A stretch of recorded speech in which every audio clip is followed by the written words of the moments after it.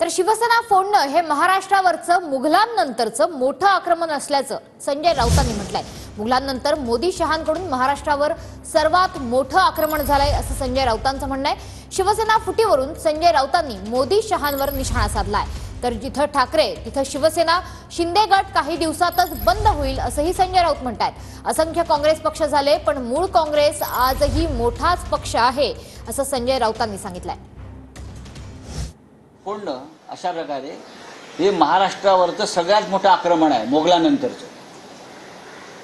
मोगलानंतरचं हे सगळ्यात मोठं आक्रमण मोदी शहांनी केलं शिवसेना फोडण्याचं।